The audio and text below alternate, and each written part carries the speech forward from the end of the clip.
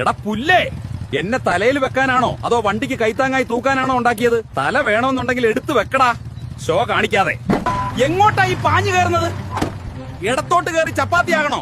മര്യാദയ്ക്ക് വലതുവശത്തൂടെ ഓവർടേക്ക് ചെയ്യടാ, വിവരം കെട്ടവനെ. ബാക്കിലോട്ട് എടുക്കടാ. സ്റ്റോപ്പ് ലൈൻ നിന്റെ തറവാട് മുറ്റമല്ല. പച്ച കത്തുന്നവരെ അവിടെ അടങ്ങിയിരിക്കും. വെറുതെ വണ്ടി റൈസ് ചെയ്ത് ഷോ കാണിക്കല്ലേ. എന്റെ മുകളിൽ വണ്ടി വെക്കാൻ നിനക്ക് എന്ത് യോഗ്യതയുള്ളത്? ഇത് മനുഷ്യർക്ക് നടക്കാനുള്ളതാണ്. വണ്ടി ബാക്കിലോട്ട് എടുത്ത് ആ പാവങ്ങളെ കടത്തിവിടടാ. ഇവിടെ തടസ്സം നിൽക്കാൻ നിനക്ക് നാണമില്ലേ? ഇത് ഫ്രീ ലെഫ്റ്റ് ആടാ. നേരെ പോകേണ്ടവൻ നടുക്ക് നിൽക്കണം. പുറകിൽ നിൽക്കുന്നവർ തെറി വിളിക്കുക. വഴി തടയാതെ വണ്ടി മാറ്റിക്കൊടുക്ക് രാജകുമാര. എടാ വിവരദോഷി, ഞാൻ ഇൻഡിക്കേറ്ററാ. എന്നെ ഒന്ന് ഞെക്കിയാൽ നിന്റെ വിരൽ തേഞ്ഞു പോകുവോ? പുറകിൽ വരുന്നവൻ എങ്ങനെ അറിയും നീ എങ്ങോട്ടാ പോകുന്നത്? സിഗ്നൽ ഇടറാ. എടാ പൊട്ട, എതിരെ വരുന്നവന്റെ കണ്ണടിപ്പിച്ച് കൊല്ലാനാണോ പ്ലാൻ?